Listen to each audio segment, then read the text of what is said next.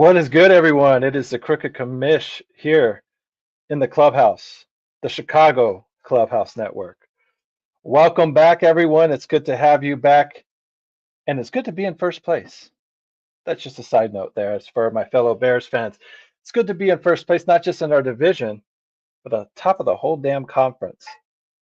You know, it's one of those things like, man, who would have thought? Not me. But hey, look at us. Look at us.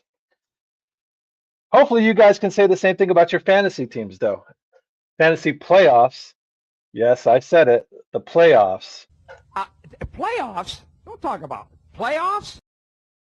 We're talking about the playoffs because the playoffs are right around the damn corner, at least when it comes to fantasy football here. Most fantasy leagues, if not all, starting here in week 15. So this is the last week of the regular season here for you to make or break.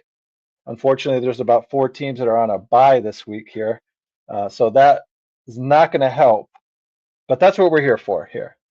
If you guys have any start-sit questions, we're definitely here to answer those. If you guys have any questions on who to maybe pick up with this last bye week, struggling there, we're here for that as well. So I want to thank everyone that helped us get to 1,400 subscribers as well. That was our goal to get there by the end of the year, and with the month to go, we got there. So next year, we're going to obviously have a new goal, but help us kind of get a head start there on that goal. If you haven't already subscribed, please go ahead and do so already. If you have subscribed, do me a solid. Do the commission solid, and I'll get you back, I promise. Share the link. Share the link with your other fellow fantasy teammates, league mates, and let them know what the commish has to say. So I want to thank people already hitting the comments. Lee, thank you for checking us out. It's good to see you. Yes, some definitely big matchups, especially tomorrow night. We have the Cowboys back at it again versus the Lions. So that's a game where both teams are desperate for a win. Hopefully you guys aren't in that situation. You're just as desperate for a win as well. But if you are, like I said, that's what myself and the Mouse from the Bay are here to do. Also, we do have a guest here tonight, a gentleman who is making his way back into the clubhouse, took our advice.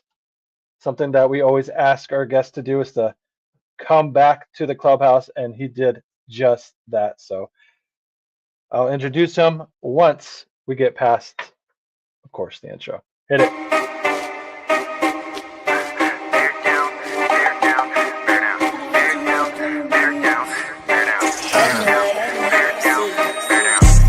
Chicago Clubhouse Network. Crash out, this a crash course, no lecture. Lay hack, keep a signal caller under pressure. Check the stats, finna up the score for the record. Chicago Clubhouse Network. Crash out, this a crash course, no lecture. Lay hack, keep a signal caller under pressure. Check the stats, finna up the score for the record. Introducing first, he the crooked commish, making sure it's understood that he him. Next up, he the mouth from the bay, dynamic duo, hit you with an ounce of that game, they make you bow face and salute the truth. Curve all the blase blind and whoop-de-whoop.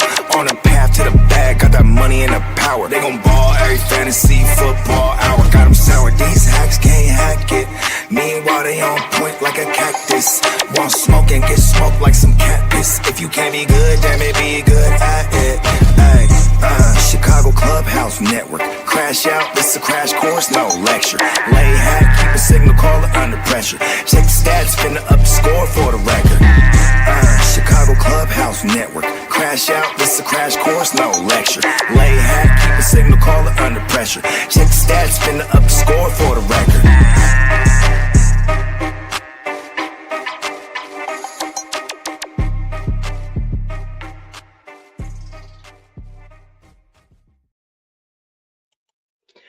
All right, guys, welcome back. Let's go ahead and get into it. First things first, before I get my guest in here. Today we are a man down. The Mouth from the Bay won't be joining us. He has some real life stuff he has to attend to. So in his place, we're going to have Mike Tipton from the Tipping Point. If you've been checking us out earlier in the season, he is a guest that has been here a few times, and like I said, is making his way back again to kind of share his fantasy thoughts with us. But first things first, the commissioner's report. Let's go ahead and take a look at the body bags and see which players got hurt, see how long they're going to be hurt for. So one of the biggest names that got somewhat injured, but may be available, Justin Herbert. He broke his left ring finger. It's non-throwing hand, so there's a good chance that he could be available for the game. He may even be a game time decision. So with that being said, go ahead and check his status throughout the week. Obviously, if he's practicing, that's a good sign. If he's not practicing, you're hoping at the very least by Friday he's got some sort of a practice in there. Next is a big killer to most guys this past week here, getting a big donut, was Amos St. Brown, or at least not getting the kind of value or the points that he's normally putting up. So he has an ankle injury. He is expected to miss a week, should be back week 15, right in time for the fantasy playoffs, that first round there. He could be available. There's a chance that he could be available week 14, but that's unlikely. But like I said, if you're a Brown owner, make sure you track his practices throughout the week. So next is Marvin Harrison Jr. Just got off the list, goes right back on the list. Heel injury, he is expected to miss at least this week, may be available the following week, week 15, but more than likely, like I said, this week he is at least going to be out for. Kyron Williams had a slight injury. He should be available and good to go. He was able to come back into the game last week, missed a little bit of time, but just in case he's not, Blake Corum is the guy to go get if he hasn't already been snatched up. Aaron Jones re-aggravated that shoulder that he had injured earlier in the season in week 9. So he is expected to miss about 1 to 2 weeks. So hopefully you guys did not cut Jordan Mason. If you did, hopefully he's still available. Go ahead and grab him back up. And he is going to be playing for the next 2 weeks, going to be getting all the starting action. And then last but not least, Parker Washington, a guy that was kind of picking up some steam there, has a hip injury, expected to miss this week, but should be available the following week. Real quick, let's get to the guys that should be coming back this week. Some of them may be game time decisions, but the big names that should be available week 14 is Dalton Kincaid, Jalen Reed, Omarion Hampton, T. Higgins, Drake London, Kyler Murray, Rashad Bateman, Braylon Allen, and Michael Mayer. All those guys are expected to make a return this week, but like I said, track their progress, and then we'll go from there. See if they're practicing. Omarion Hampton is a one that I myself personally will be keeping my eye on, because that is a guy that I've been just begging and waiting for to come back. And coming back right in time for the fantasy playoffs would be chef's kiss. So with that out of the way, let's go ahead and get my co-host for the evening, my guest for the evening as well. He is a guy that has done us a solid quite a few times in more than one ways. Not only being on the show, his team has done my team a solid. He predicted very early in the season, after that win, that this was going to be the launching point for the Bears and my fantasy football team as well. How the hell he knew that, I don't know. But he was spot on, because not only has the commission been rocking it in fantasy this year, he is also, his favorite team has also been killing it this year as well. So a guy that I am very, very happy to have back in the clubhouse. Hopefully you guys are going to be happy just as much as I am. My boy, Mike Tipton from the Tipping Point. Everyone, please. Applause. Oh, that's too kind. No, you deserve it. You deserve it. But I mean, Nostradamus over there, definitely called it with my Bears. And like I said, I like to throw in my fantasy team there. It's good for the story. But that are going to launching point, and they're going to go ahead and skyrocket. And I mean, you may have even said they're going to win the damn Super Bowl along with me winning fantasy championships. I mean, I just kind of blacked out there for a moment there. I don't think I went that far, but if they do win the Super Bowl, I'm taking the credit. My man, I'll give you the credit too. I don't mind that, But like I said, you called it early in the season after the Bears and the Cowboys played. You said, hey, the Bears are gonna, go off and running. They've won 9 out of 10 and well on their way to making the playoffs. Still have some work to do, but like I said, they have a lot of momentum going their way. But another big matchup coming up against Green Bay. As a Bears fan, like how do you feel they're going to do, right? Because like if they handle their business, they get to the playoffs. But once you get to the playoffs, it's a completely different beast. So how do you feel about this team if they make it to the playoffs? Is like making the playoffs great for you guys, or do you want to see like a sustained run? So it's a tricky question. In one aspect, yeah, it would be, if we make the playoffs and get a bye but lose in the conference championship or some shit like that. Yeah, in a nutshell, you could say yes, a pretty successful season, because the word on the street, we're a year early, than we should be. But honestly, like in today's game, I think there's no such thing as being a year early. I think you need to seize the moment and kind of capture it here and now. Obviously, Caleb doesn't have the playoffs are a whole different beast and Caleb doesn't have that playoff experience. Even, so far he's shown to have some ice in his veins, but that would be an ultimate test there to really still play that way and show that kind of cold-bloodedness, you know what I mean, to not have any nerves and still thrive in that situation. But like I said, I think you got to strike while the iron's hot. And if the Bears get the 1 seed or even get the 2 seed, they need to keep it rolling and take this thing all the way. Because real quick, just to finish up, last year, Washington, they said, oh, they're a year early, but next year they're going to get better and they're going to build upon that and then make even a deeper run. The team before that, Houston, oh, they're a year early, but they're going to build upon that. CJ's going to get more experience. And then next year, they're going to fucking be and each one of those teams took a step back that following year. And that could very well be us the following year if we kind of get in that mindset. So that's kind of my thoughts there. Go ahead. I have a firm belief, like I think if the Bears hold on to, like you said, the 1 or 2 seed, the easier it is for them to stay away from the Rams until like you get to the NFC Championship game or something like that, the better it is. Because I think we can all say, I think the Rams are the best team in the NFL right now, right? Like I don't trust New England. I got some faith in your Bears, but again, like you highlighted all the stuff, right? Like they're a young team.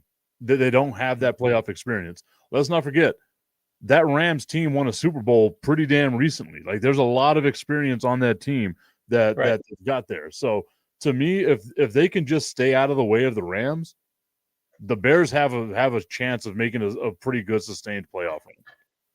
But they've got to handle their business. And it wouldn't, like, I also wouldn't be surprised if they have one of those games where they fall on their face and it kind of brings the confidence level down.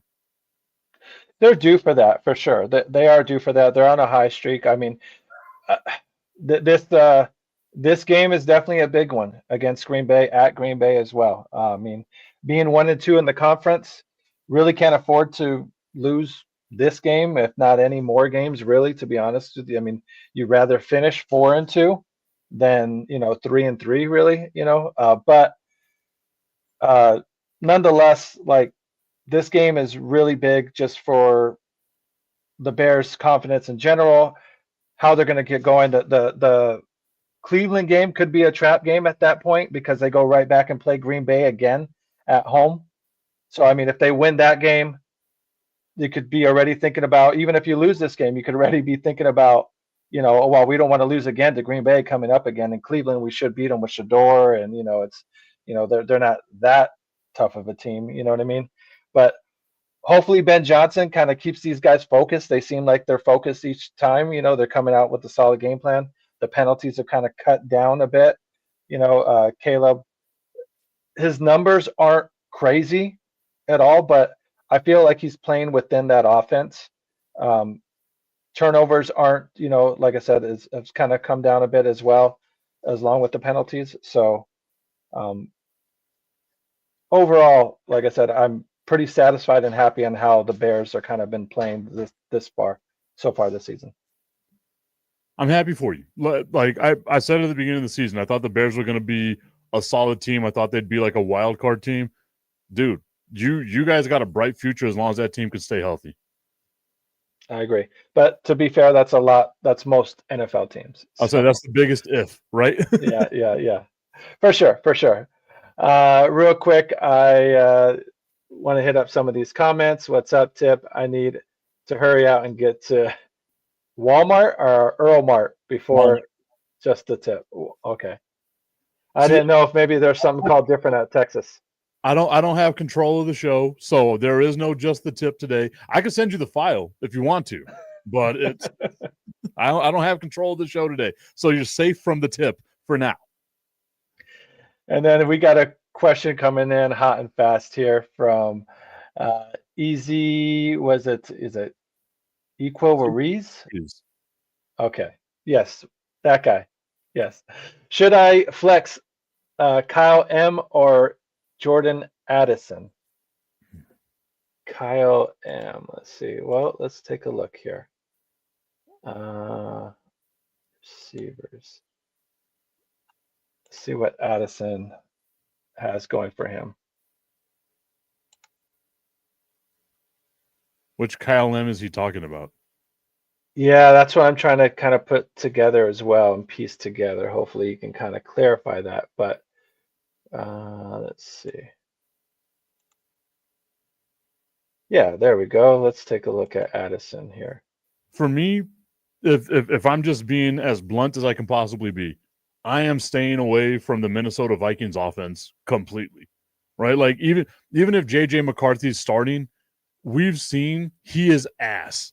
And in the games that he's not ass, it's only in the fourth quarter where he's not ass. You don't want to risk that. Like to me, I don't know who Kyle M is, but Kyle M sounds like a better option than Jordan Addison or even Justin Jefferson at this point, because the quarterback room in Minnesota is so bad. And like I feel like an idiot because at the beginning of the year, I was like, if there's a team that's quarterback proof, it doesn't matter who the quarterback is, it's the Minnesota Vikings because of the talent they had.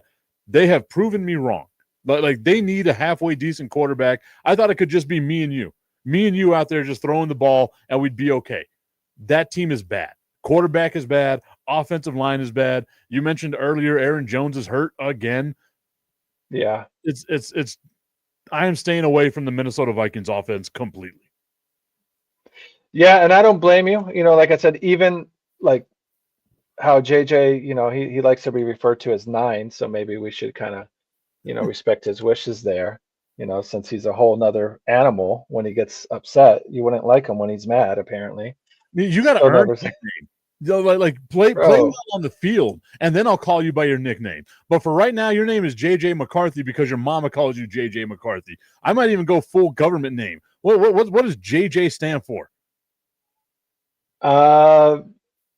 That's a good question. I don't know. I'm looking it up right now.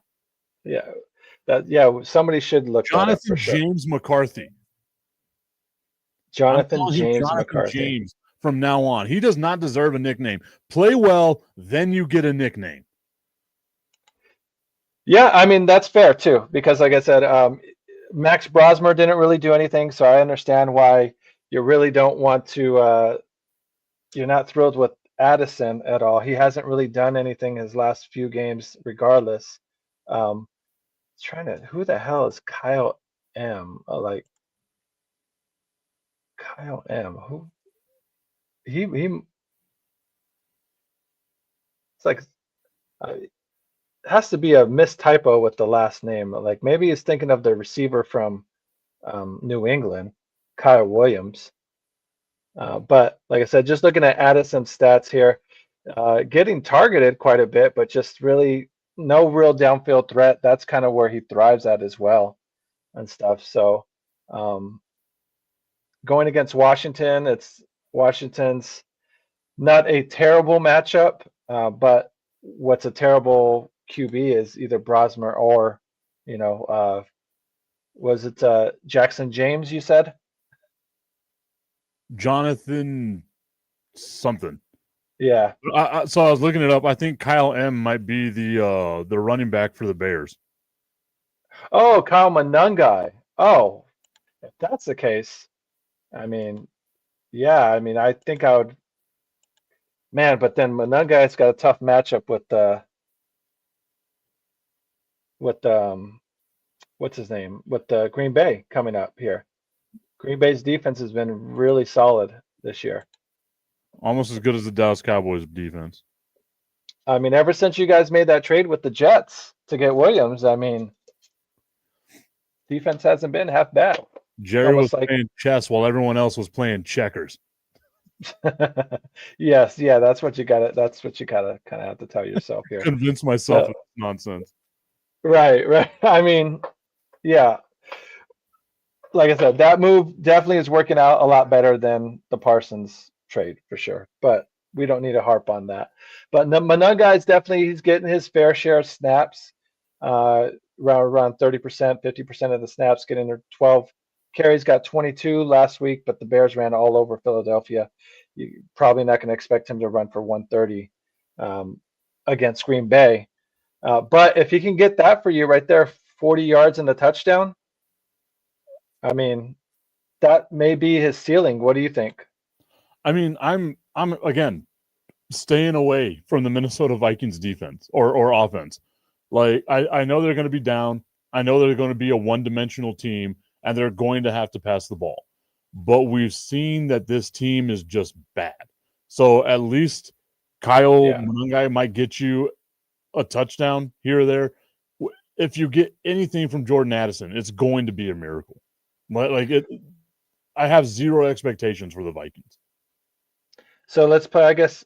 So do you think Monangai has a higher floor than I guess Addison at this point? Because I mean, thinking about it this way, if the Bears running game gets halted by Green Bay, and they abandon the run because Green Bay or Chicago finds himself in a hole, and they kind of just stop running the ball overall. I mean, Monangai's floor at that point, like how high can a ceiling really be? You know what I mean? He's going to be, it could be just a 3-point game at that point, maybe even a donut at that point.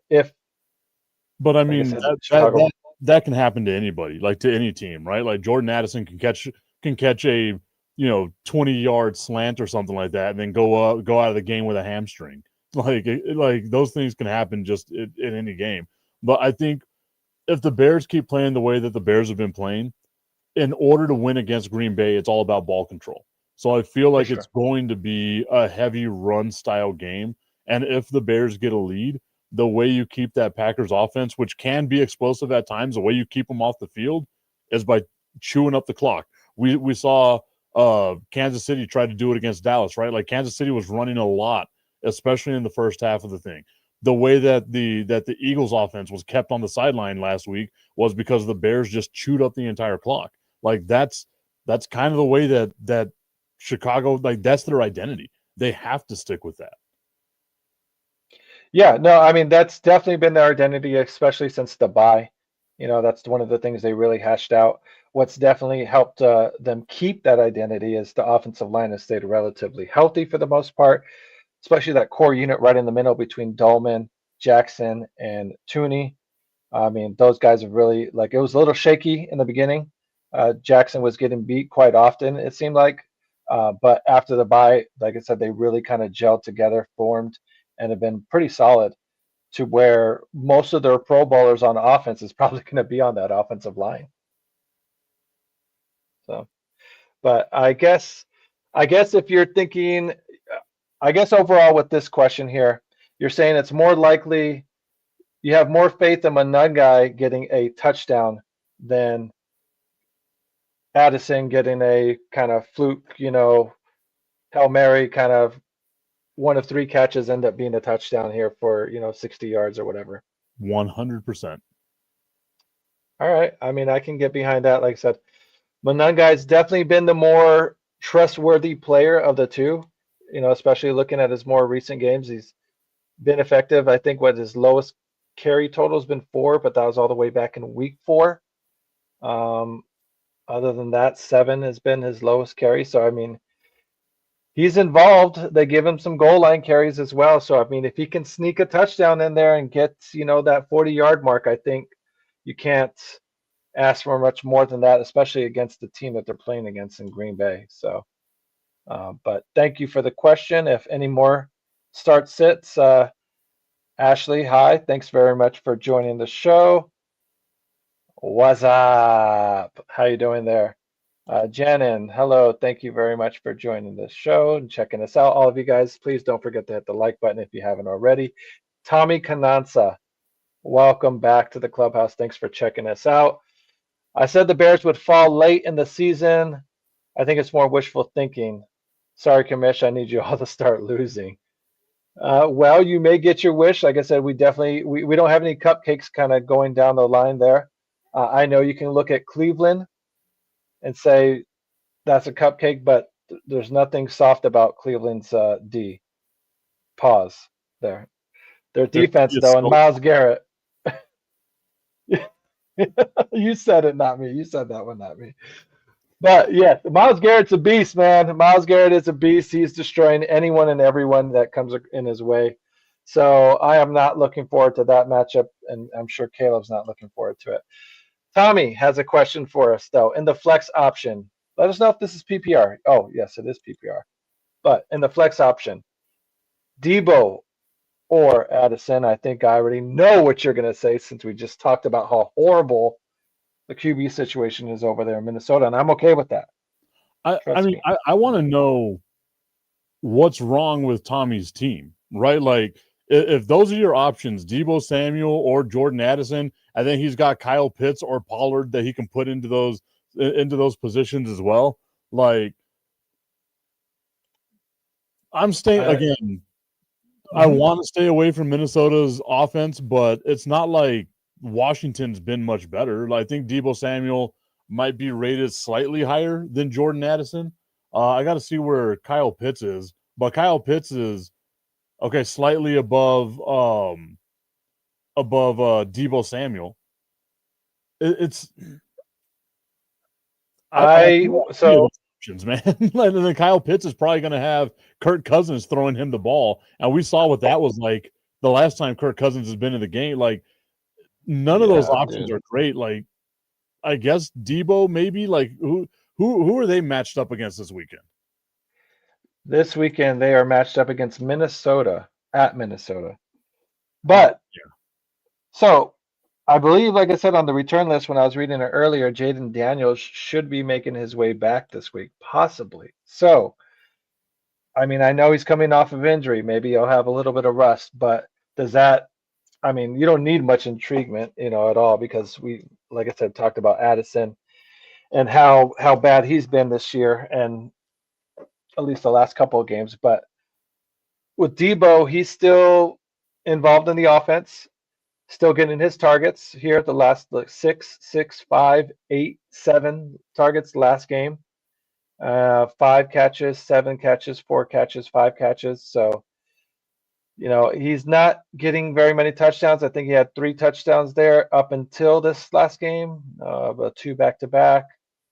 So throughout the season, he has 1, 2, 3, 4, 5. So not doing much in the running game, though. I was kind of thinking that Washington would have maybe used them more, running the ball a bit, especially at the goal line, but they really haven't used them that much at all for that situation. But I think it's a small, no doubt it's Debo. Like if it was older Debo, then I'd be like, or like 49ers Debo, I'd be like, oh yeah, no, because they'll use him in all those different trick packages and stuff like where you kind of thought Washington was going to use him whenever they got rid of Brian Robinson.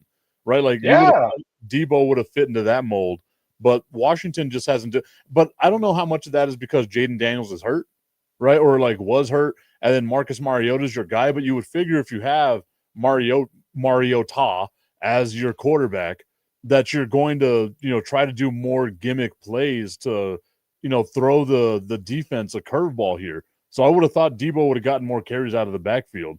It's just if those are my 4 options. Right, like Jordan Addison, Deebo Samuel, Tony Pollard, or Kyle Pitts, running backs get more action, so I would lean more towards Pollard. But I would look at the waiver wire, man. I would try to find somebody that's out there, like somebody that's got to be out there. Let's look at Pollard's action real quick. Oh, I've got him on one of my fantasy teams. It's not great.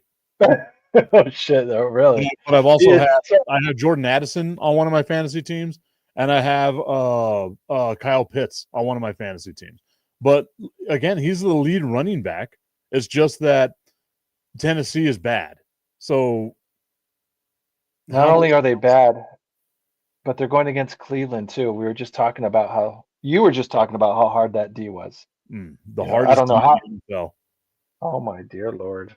This is a family show, Mr. Tipton. Come on now. You can't go wild like you do at the tipping point over there. Gotta kind of reel it in a little here, Tommy, I hope your kids weren't hearing that. Their defense is legit. Like it's a hard defense to run against. No, yeah, for sure. I don't know what you're talking about. I'm talking about that big, hard Cleveland D. I think I'm talking about the same thing, but yeah, I mean, Pollard's not going to go up against any soft D in Cleveland for sure. No. And his carries aren't really much to brag about. He's got 10 carries the last game, 11 carries the last game, 10 carries at 11. So I mean, and he's not doing much with them. His yardage isn't too much. He had 60 yards the last game against Jacksonville, and really not much of a factor in the passing game as well. He's getting some sprinkles here and there, but overall, it almost feels like he's getting phased out. I mean, he's right around that 50%, 40% snap rate with Tennessee right now as well. So I mean,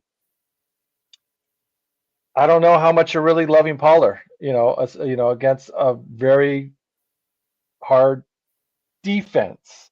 Let's just say defense, that, and not have people read into it any more than that. So Tommy's saying that the waiver wire is a worse option in this league. He's scraping the bottom of the barrel here. Let's say, is this like a 14-team league? Like, how many effing teams do you have in here? Because I'm in a 14-team dynasty league, and it is a nightmare. Like the waiver is the worst place on earth. So that's the only way I could assume that Tommy, like the waiver wire is that bad for them. So maybe he's thinking with Pitts. I mean, and that's could be very possible there. I mean, depending on how big the league is, yeah. But he could be he's talking himself into Pitts here, kind of like hoping the hot hand, hits.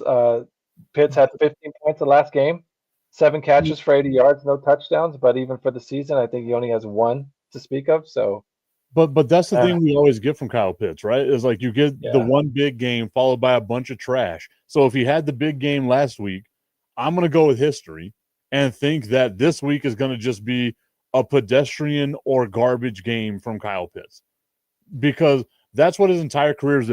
He came out of college as like a guy that we all thought was just going to take over this league. And whatever they're doing in Atlanta is not helping him out at all. No, it really isn't. It's a damn shame too. Every time they got a new coach too, you would think, okay, this is the coach that kind of like unlock his full potential, utilize the type of weapon that we envision him coming out of college that he would be at a pro level, and it's just like it's kind of falling flat. He says it's a 14-man league here. That's wild. So, and then we got Augustine as well. Michael Penix isn't that good as well. And then that's the thing. That's fair too. Kyle Pitts ate last week because Drake London wasn't there. Drake London is projected to come back, and again, like he's your clear number 1 option. Then you got Bijan and you got some other stuff like that. So, I just feel like this week, and maybe it's because I've fallen victim to it for so long. Like I've been one of these people where like I hold on to Kyle Pitts because I just hope and I pray, right? But it always feels like you get that one great Kyle Pitts game, and you don't get anything else after that. I mean, and that's fair. I mean, look at all his games prior to that. 4 points, 3 points, 5 points, 7 points, 14 points. So there's that bump, but then see, there's a 13 point right before that. His matchup is Seattle. So I mean, how scared are you of Seattle's defense? I like Seattle's defense. I think the top three teams in the NFC are the Rams, the Bears, and the Seahawks.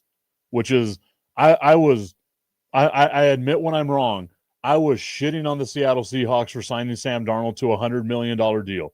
Maybe Sam Darnold got it fixed because he's looking like Minnesota's missing him, and he ain't missing Oh, for sure. Minnesota at all. No, for sure. Minnesota's way in his rearview mirror there. So it was kind of like, thanks for what you did for me, but I'm off to bigger and better things now with Sam Darnold. So and Think about definitely, this.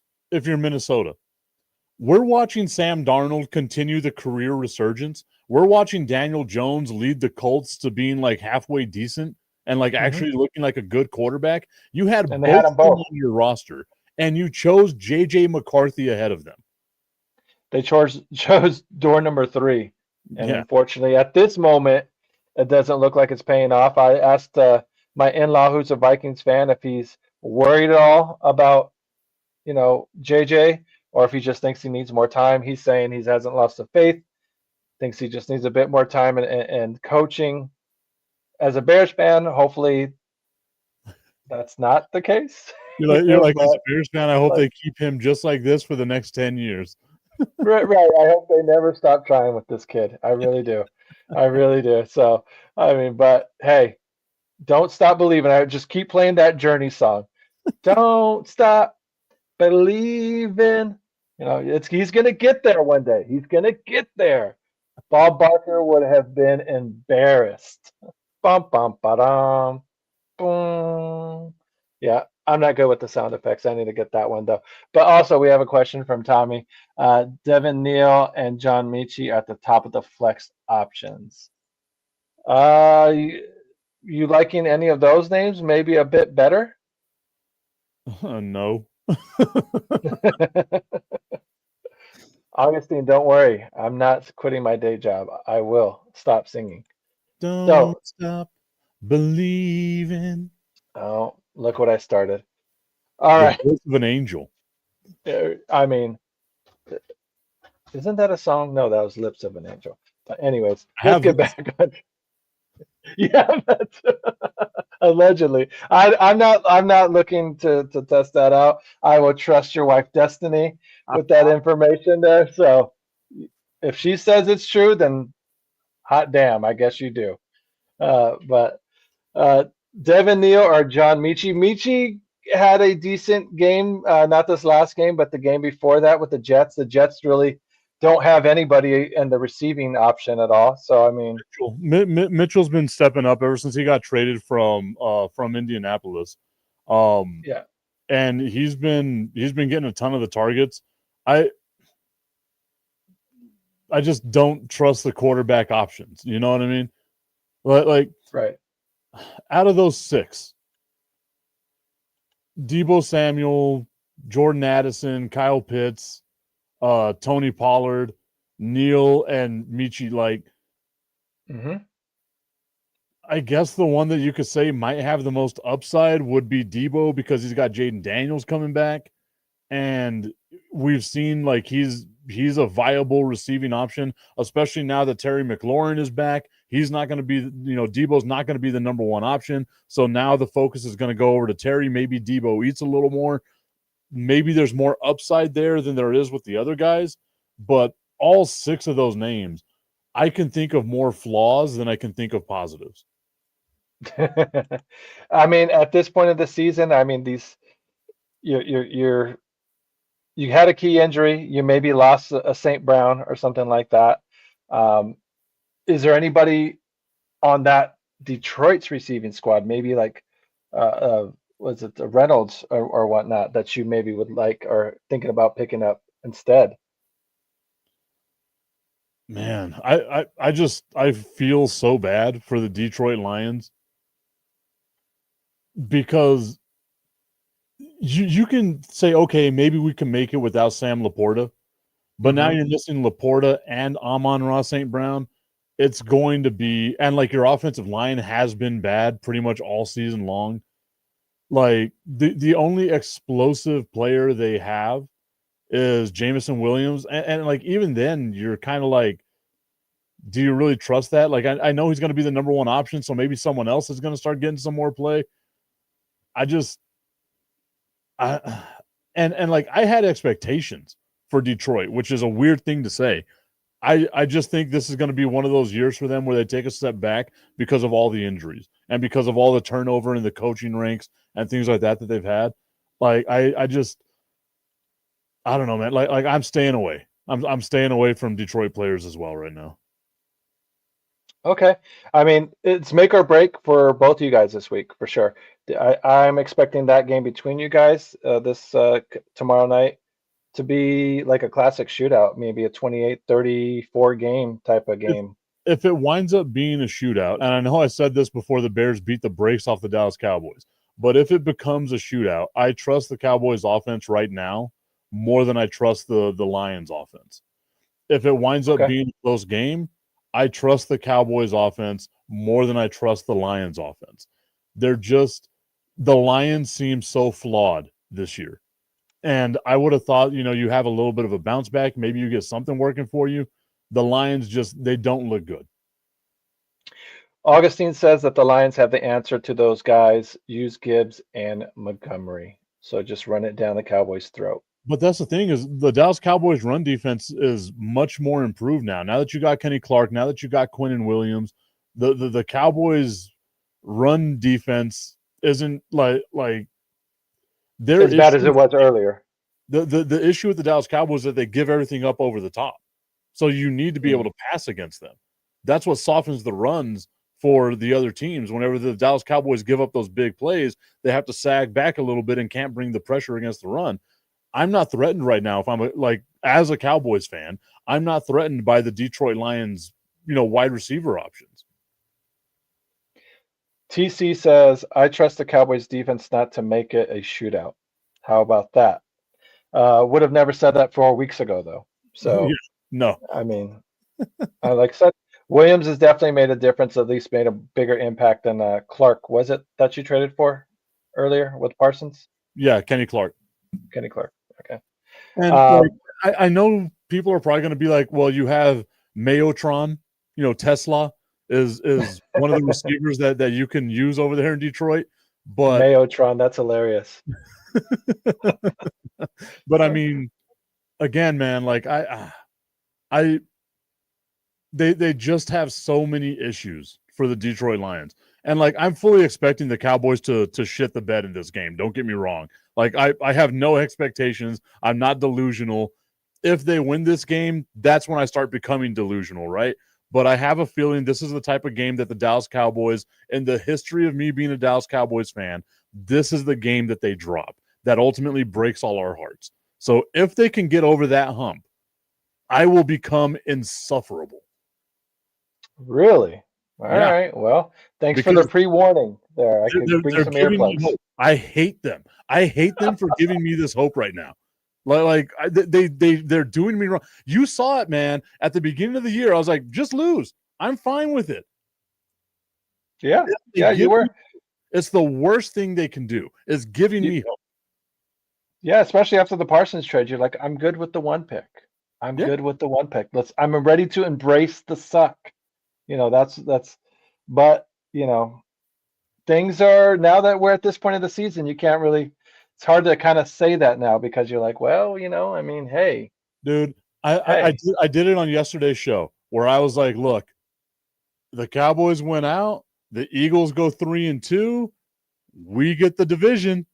Like, there's a possibility. You start talking yourself into it all of a sudden. Next thing you know, all of a sudden you're like, how did I get here? How did I get back to the same spot where I'm talking myself in to my team somehow squeaking out, winning the division, getting the playoffs, and fucking pulling off some miracle fucking run, and all of a sudden we're in the Super Bowl. Like, you know what I mean? It's just like, fuck, I told myself I wouldn't do that. I was also saying yesterday too, like they would make this amazing run to win the division, get to the playoffs, and then shit the bed in the wild card round. Well, let's take a look at some of these guys that may have shit the bed for some of these fantasy teams here. Uh, as we know, at the beginning of the season, there's a lot of high expectations. There's a lot of expectations for these players to do well according to where they get drafted at, and kind of what kind of value that we place on these players at the beginning of the season. Taking a look at some of the average draft positions at these QBs, I think it's safe to say guys like Lamar Jackson, drafted in the second round here, late second round. Would you say a clear case, one of those guys that didn't live up to expectations, or you give guys that had an injury throughout the season a kind of a pass? Not so much he didn't produce because he kind of lost his curveball there, or he just didn't produce because he, kind of got unlucky. I do the yes and the no, right? Like, I believe having an injury, you deserve to have a little bit of a pass. Mhm. Fantasy wise, he's okay, right? Like it's not MVP Lamar Jackson that we're used to seeing, but he's okay, right? Like you would take Lamar Jackson over, I'd say, half of the starting quarterbacks, maybe even like 2/3 of the starting quarterbacks in the NFL right now, because you know that he's going to be dynamic. He's going to be able to do some stuff. From like a fan standpoint, if I'm a Baltimore Ravens fan, I am super disappointed in this team and like Lamar Jackson and his performances and stuff like that. That game we saw on Thanksgiving was an embarrassment. So I'm fully thinking that like he's going to bounce back and maybe have himself one of those like Lamar Jackson games that we're used to seeing. Pittsburgh's defense isn't what Pittsburgh's defense used to be. So maybe he's able to go out there and just dominate. But so far this season, he's been pretty disappointing, which is weird to say about a dude who's a two-time MVP. For sure. I mean, he started off the season playing at the level that everyone was expecting him to. Hasn't seemed to be the same player since then. Came back from the injury against Miami, had a good 30-point game, but then since then it's kind of been going downhill. 18-point game, 7-point game, 7-point game, 10-point game against Cincinnati, and Cincinnati's defense wasn't, is not the talk of the town as being one of the best defense. So even coming back from those injuries, these last 4 games have been very disappointing.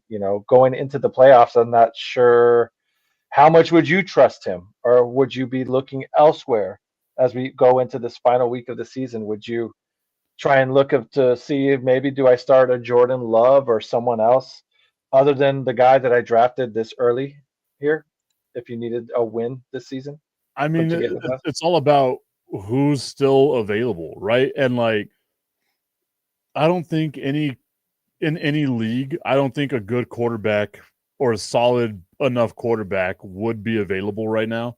Like if you've got another big name quarterback on your roster that you kind of trust a little more, by all means.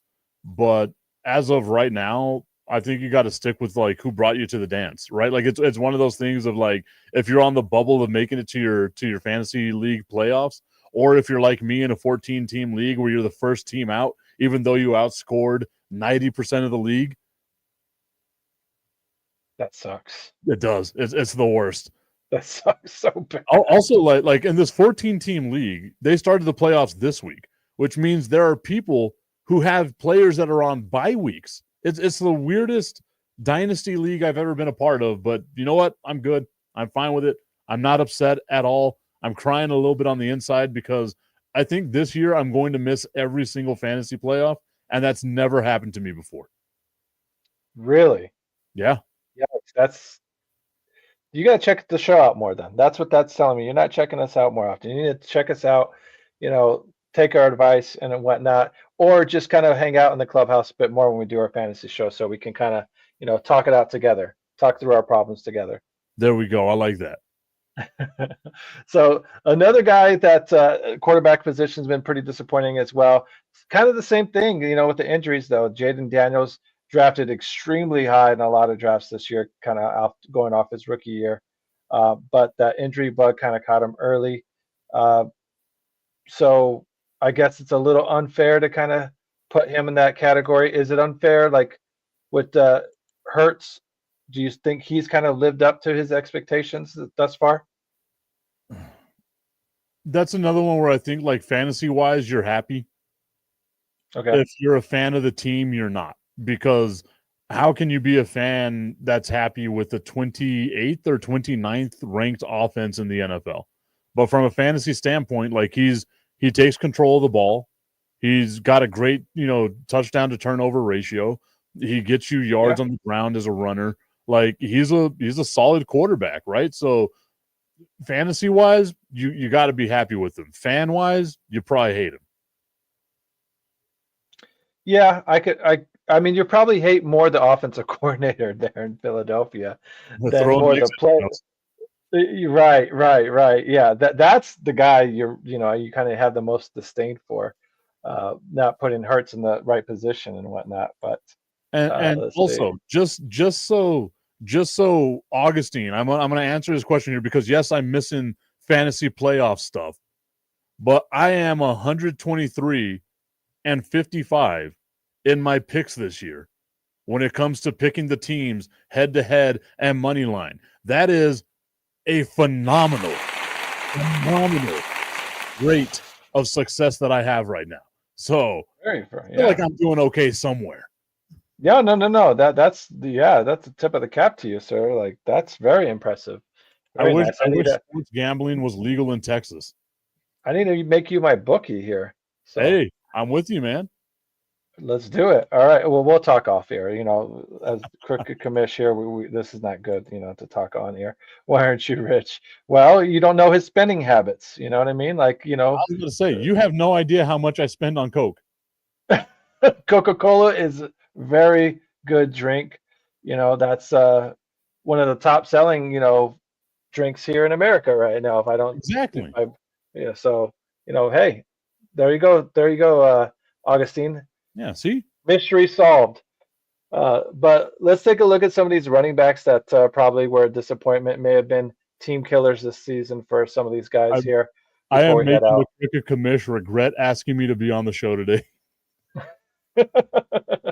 No. We're good. We're good. The Cricket Commish is used to things like this, maybe not so blatant out in the open, you know what I mean? We like to do these things kind of behind the curtain, but there's nothing that, some clever editing can't fix. So we got ways around it. It's okay. Don't you worry, Mike. We got you, Mikey. Barkley, overall draft positions. If not a top 5 pick, some top 2 pick. How much do you think guys are kicking themselves in the ass here? That's one of the biggest disappointments in the NFL. I was surprised in my dynasty league that I'm in, and then in like one of my redraft leagues, that Saquon Barkley was there for me to take him, because I was drafting like 5th or 6th. I jumped on the opportunity of drafting Saquon Barkley there.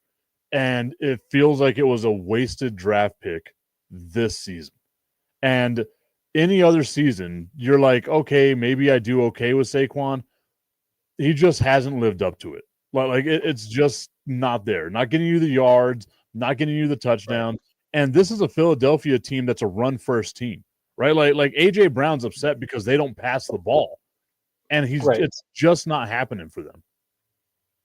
Yeah, I mean, and that's probably one of the other things why the offensive coordinator's house got egged. Like I said, looking at the season, he barely had his first 100-yard rushing game. Like I said, that was week 8, so it took week 8 before that to happen, and hasn't had one since. So definitely Philadelphia, definitely fantasy owners have been expecting a lot more. Drafted that high, you're expecting this guy to have some 2-touchdown type of games. And he didn't have that until week 8 as well. And that was 1 catching, 1 receiving. Hasn't had a 2-touchdown game at all the rest of the season. And even the touchdowns the last few weeks here have been non-existent. Was that the last 4 games, no touchdowns at all. So, I mean, like looking back, Jonathan Taylor was there. You know what I mean? But I mean, like, again, hindsight's 20/20, right? Like, We can Yep. look at it right now and be like, oh, if I had drafted this guy, everything would have been so much better. The fact of the matter is like, I see the comment over here from Wise OG, who is an Eagles fan. We made a bet at the beginning of the year that Saquon Barkley was not going to be able to reach 2,000 yards. She thought Saquon would get there. I knew Saquon would not get there, but I thought he'd get 1,300. Sure, He's not that's even fair. for that, dude. Like it's just not good. Yeah, no, not at all. Not at all. Hopefully next year he's another year older. It'll be interesting to see kind of how far he slides down fantasy boards in next year's redraft leagues. A guy that maybe he could sneak into the second round for sure, depending on how these last few games go for sure for him. So he's got the Chargers coming up next, Vegas, Washington, and then Buffalo, and then back finishing with Washington. But typically, fantasy season's done by week 18. And with me, in one of my leagues, I was able to get Saquon Barkley and Derrick Henry, and they both just like it hasn't been good.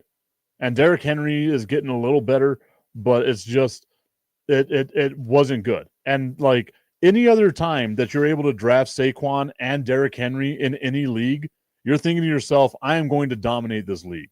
And here I am, the first team out of the playoffs. Man, it's one of those things, it's like I this is not how I wrote it out for myself. I wrote it out to be a hell of a lot more fun and enjoyable at this point in the season than I'm having. So it's one of those things where it's like, man, too bad I couldn't use the money I spent this year as a tax write-off in fantasy. It was basically a donation. Yeah, but I guess with fantasy, you're due to have those kind of years and make those kind of donations every once in a while. But as long as it doesn't become a consistent thing, that's all that matters here. Bijan Robinson was the third pick in the sleeper fantasy drafts. Would you say that guys were happy with his season here, despite having Algier kind of stealing some carries here and there? I think you're not happy, but you're not like as angry as Saquon Barkley owners are, right? Like it's one of those, okay, like he does good, he does okay. He's never given you like a complete dud. So at least that, right? Like, and if he has, it's few and far between. Yeah, there's only one game here where he had a 5-point game against Miami. That was week 8. Other than that, with as bad as Miami's defense is, how did that happen? Algier must have blew up that game. That's the only thing I could think of. He only had 9 carries that game, or that's the game that Penix, maybe that was his one good game of the season there. Oh, that might actually be the Drake London game where Drake London went off for like 34 or like 40 fantasy points, because I had Drake London on my team and he helped me win by 0.02 points. Jesus, talk about by the skin of your teeth. Yep. I mean, I'm sure on social media too. I was like, that's the best way. Yeah, bro, and then you're holding your breath for any kind of stat correction that may come along too, because the slightest of stat corrections completely tilts it the other way. Yeah. But yeah, Bijan for the most part, solid season for being the third pick. Had a couple 100-yard games as well. At least one multi-touchdown game there. And then in the receiving aspect has been decent as well. Featured, getting a decent amount of targets most games and making the most of them. So not very many touchdown yards, or touchdown catches, I should say, but can get some decent yards. Had 100 yards, another two 100-yard receiving games as well. So, yeah, I don't think you can complain too much. Definitely not as much as Barkley owners were, or maybe even guys that drafted this guy, Ashton Genty. Here, I know he was going at the end of some first rounders and maybe even some second rounders as well. He was the average 12th pick. So how frustrating do you think it was having this guy on your team? So I'm going to sound like a broken record. in that same fantasy league that I was in, where I am the first team out. Saquon Barkley, Derrick Henry, and Ashton Genty. Those were I was able to get them, and it wasn't like 1, 2, 3 picks. Like I was able to get Ashton Genty in like the 6th round. So I thought that this was a steal. And it's just been, with all 3 of those running backs, a conveyor belt of disappointment, right? Like it's just been nonstop. Yeah. And I think like you kind of knew that he was going to struggle with the Raiders because they're just not a good team. But you would figure like he would catch the ball. Like they would use him dynamically. He has a ton of drops in there. Like he's not running the ball worth a damn at all. And it's just a lot of it's because of the Raiders. If you got him in Dynasty, that to me is a good thing. But if you just have him in like a redraft type league, you have to hate the fact that you spent a draft pick on him. Yeah. You're expecting your top first two draft picks here to be your horses, pretty much to carry you throughout the whole season and whatnot. So him having only the 100-yard game against my beloved Bears there, very disappointing. I think the only thing that's kind of saving him towards the end here is him being involved in the pass catching, in the passing game there. 6 catches, 8 catches, 6 catches there, being targeted quite frequently as well. But you're right. On the running part of it, completely almost non-existent, having only 30 rushing yards his last game, getting the bulk of carries, but just can't really do anything with them. And again, it's because it's the Raiders, right? Like even signing Geno Smith, like you thought maybe they'll be okay because we thought Geno was good. They got Brock Bowers, right? Like we would have thought, okay, they've got something to build here. The Raiders are bad. And then I don't know how I forgot that Chip Kelly was their offensive coordinator and was the highest paid offensive coordinator in the NFL. That was a waste of money. Like Chip Kelly robbed the Las Vegas Raiders. For sure. Definitely got a decent bag. I mean, he's kind of done that to a few teams, has he not? He's done that ever since he left Oregon.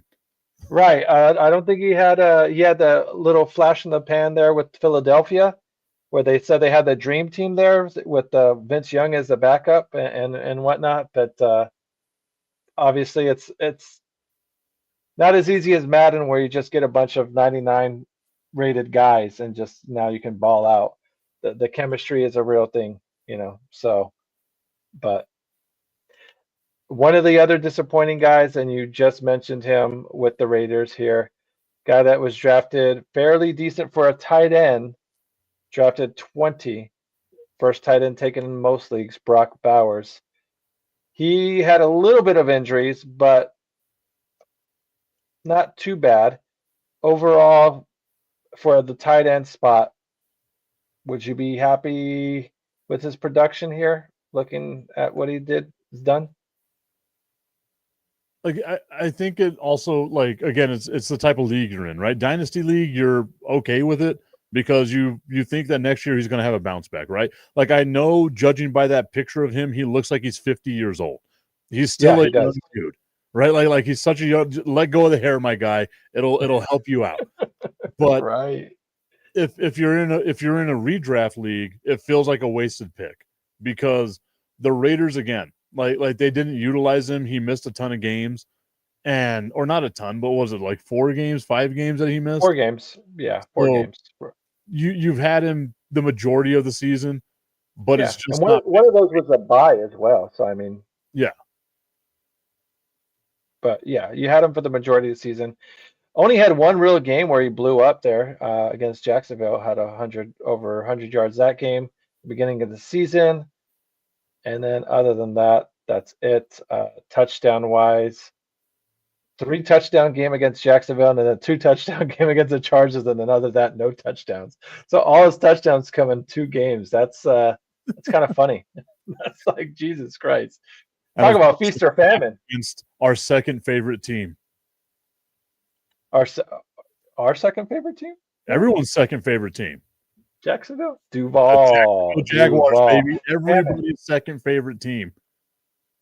Right, that's right. Over at the tipping point, we made a blood oath, you could say. Some would say. Right. that Jacksonville is our AFC team, for some of us there. But Mike, we are pretty much at that point, actually a little past that point. Everyone, I want to thank everyone for joining us here at the Fantasy Football Hour here with the Quick Commish and the Mouth from the Bay. Mouth from the Bay was not available tonight. That's why we have that lovely face there that you see, Mike Tipton from the Tipping Point. Mike, can you please tell the people here at the Clubhouse where they could see more of that angel face of yours, and from what your wife allegedly said, lips of an angel and stuff. So tell them where the good people here at the Clubhouse could find more of you. You can always follow me on social media at Mr. Tipton33. Took a little break from the Tipping Point, but we're bringing the Tipping Point back every Monday through Thursday. I don't want to do Friday shows because I want to get drunk on a Friday and just have myself a good old time. But every afternoon, evening, pre-evening, whatever it is you call it, 6 p.m. Mountain, 8 p.m. Eastern, 7 p.m. Central, all the time zones. You should know them by now. If not, you're an idiot just like me. At Mr. Tipton33 is the best way to follow me on all my social media. Awesome. Guys, if you haven't done that already, do that as soon as the show ends here, because it's going to be ending here in a few minutes. Do us a solid as well. Help us kind of get a head start into next year with the subscribers. If you haven't subscribed, please subscribe. If you haven't liked the page, please do me a solid and like the page.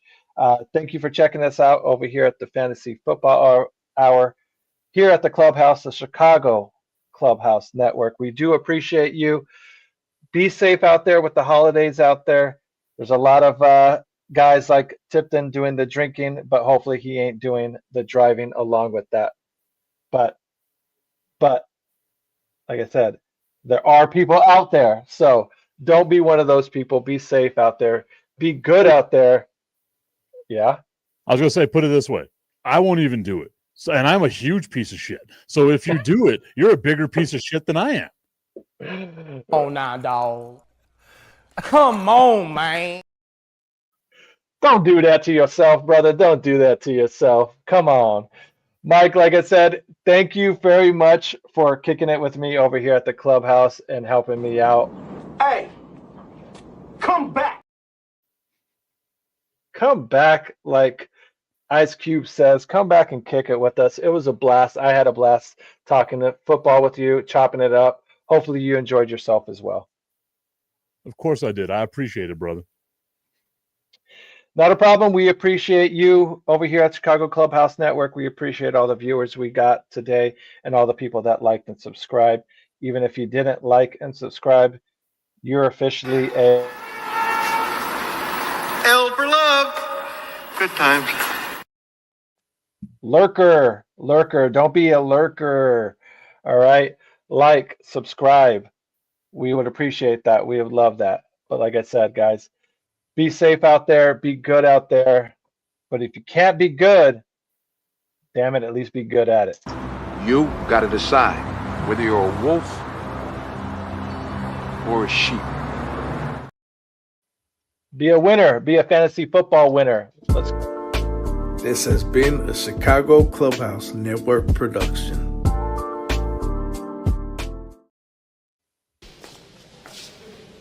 And now